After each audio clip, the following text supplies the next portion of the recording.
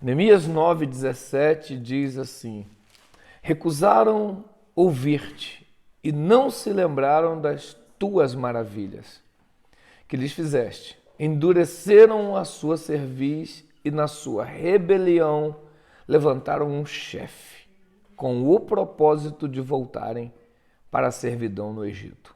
Até aqui. E eu separei aqui pelo menos 5 pontos importantes. E o tema aqui, o título eu quero dar é com o propósito.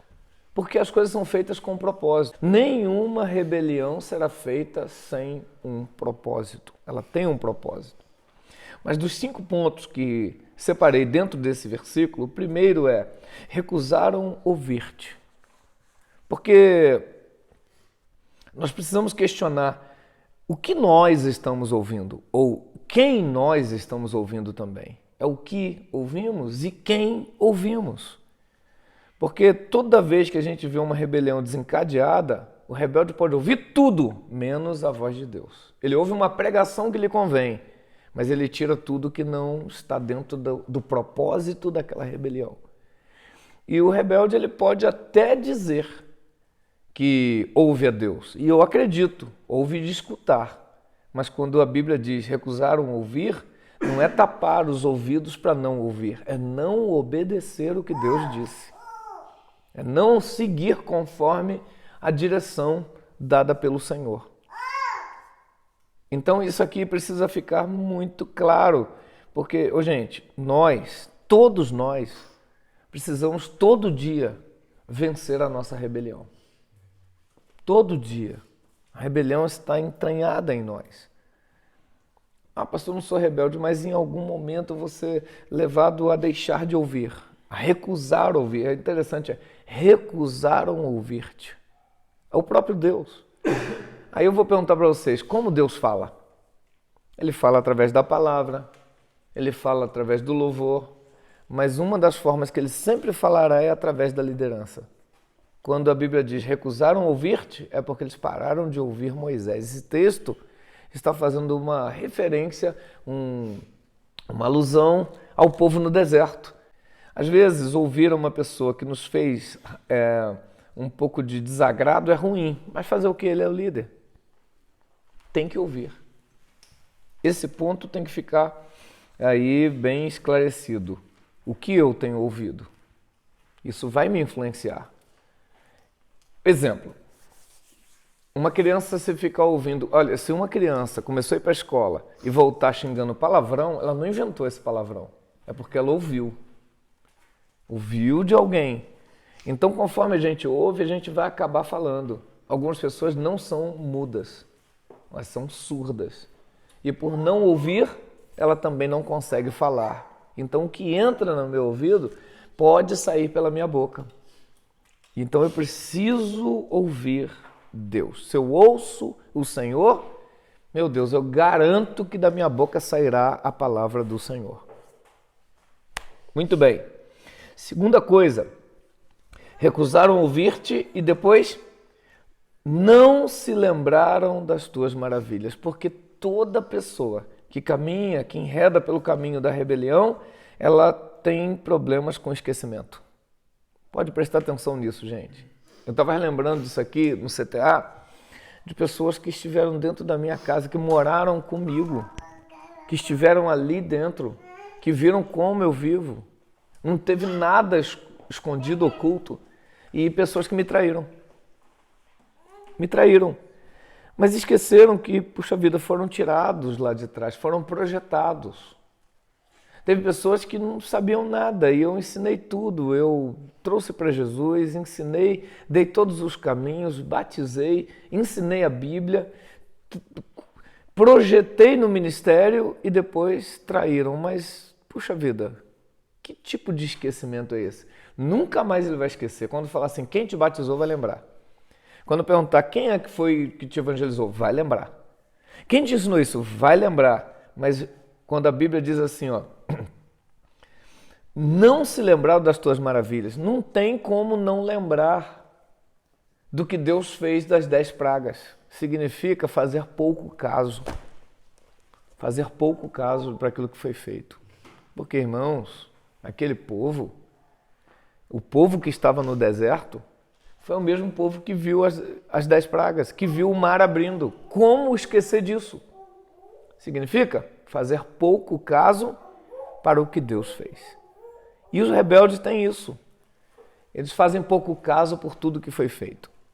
O problema de amnésia do rebelde é assim, esquece que a igreja prestava quando ele chegou, esquece que o pastor era uma bênção, esquece que a equipe dele era uma equipe que trabalhou como uma família junto. E aí, às vezes, por causa de uma coisa pequena, ele joga fora todas essas riquezas. Então, o segundo ponto está aqui, não se lembraram. Não se lembraram. Nós precisamos ativar nossa memória, lembrar de onde viemos, lembrar o que aconteceu, lembrar, sabe, ter um passado, ter uma história, lembrar o que foi feito por mim, lembrar dessas coisas para eu não enredar por esse caminho, que fizeram questão de fazer pouco caso para tanta coisa linda. Tanta coisa linda, meu Deus do céu. Terceiro ponto, a Bíblia diz que eles endureceram a cerviz na sua rebelião. Tem uma outra versão que diz ficaram obstinados. Endureceram a cerviz, foram rígidos. A obstinação não deixa a pessoa olhar outro lado, ver um outro ponto de vista. Não aceita colocar sobre a mesa um assunto. Quando faz isso, ele já vai com a formação, já vai todo preparado, todo blindado. E aí a gente vai vendo aqui os pontos importantes para que a gente esteja vigiando e analisando. E quando a gente fala sobre isso, você acaba viajando e começa a botar faces na sua mente de gente que já agiu assim, né? Então aqui, endureceram a cerviz. Endurecer a cerviz, a gente pode entender aquela pessoa que é intratável. Intratável, um obstinado. Obstinado é a pessoa que ela tem um foco só e acabou. Então, o objetivo, o propósito da rebelião dela não será mudado. Não será mudado. A gente pode colocar qualquer tipo de argumento, você pode colocar ali a retidão, pode colocar a Bíblia, pode citar a rebelião no céu, a rebelião de Corá, número 16, você pode citar os filhos de Eli, você pode colocar tudo da Bíblia ali e no final ele continuará obstinado. É isso aqui, gente. É isso aqui. É uma dura cerviz, não se render à verdade da palavra de Deus e da vontade do Senhor. Quarto ponto, levantaram um chefe. Levantaram um chefe, gente. Isso aqui é muito legal, porque toda rebelião, quando ela não parte de um líder, esse grupo de rebeldes vai levantar um líder.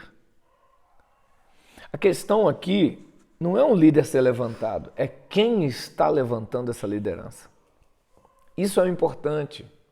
Por exemplo, alguém me perguntou uma vez, pastor, eu cheguei numa cidade, qual igreja eu devo ir?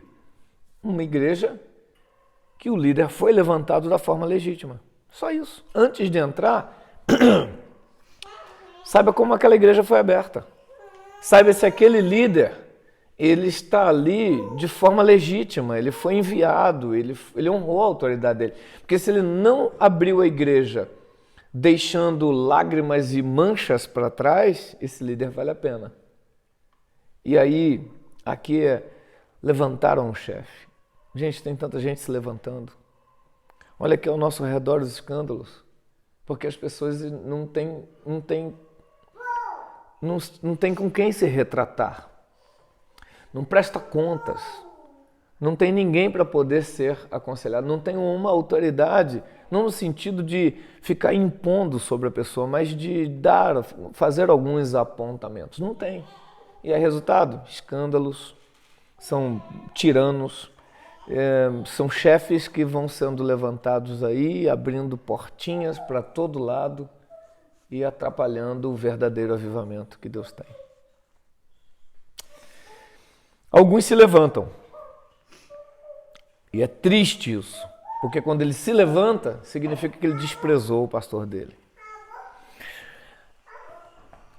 Todas as vezes que um rebelde declara uma emancipação, ele cortou o vínculo. Olha bem, gente. Não importa o quanto eu cresça, eu não posso pedir uma emancipação. Eu preciso ser enviado, mas reconhecer que eu volto aqui por honra. Eu vou melhorar isso aqui. Então, uma criança é totalmente dependente dos pais. Mas aí, daqui a pouco, essa criança ela começou a andar. O que ela pede? Chão, eu quero ir para o chão. E não adianta, se ela quer dar o colo, ela quer o chão. Mas ela ainda depende dos pais. Tropeça, cai, precisa ser alimentada, precisa cumprir alguns horários. E aí, quando passa mais um pouco, esse menino passa a ser um adolescente. Pronto, agora a independência é um pouco maior, porque ele já está indo em alguns lugares sozinhos e tudo, já sabe correr, já pratica algum tipo de esporte, enfim, lá vai. Uma independência um pouco maior. Mas ainda depende dos pais, porque quem põe a comida em casa e compra o celular dele é o pai. Né? E aí ainda depende ainda. Ele fica jovem, está trabalhando, agora tem um dinheirinho dele, já paga lá, não é, alguma saída, alguma coisa, enfim, ele já compra uma roupa, um tênis para ele, mas ainda depende ainda, porque ele compra as coisas dele, mas não consegue manter uma casa.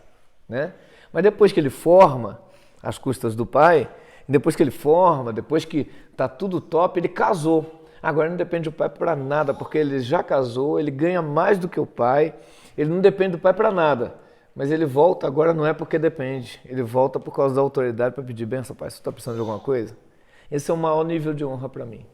Porque honrar enquanto eu preciso é muito fácil e conveniente. Mas quando eu não preciso de nada e mesmo assim eu volto para pedir a bênção, aí é honra. Então, ou seja, na honra eu não preciso ser emancipado. Eu sei de onde vim. E se eu sei de onde vim, isso para mim basta. Muito bem.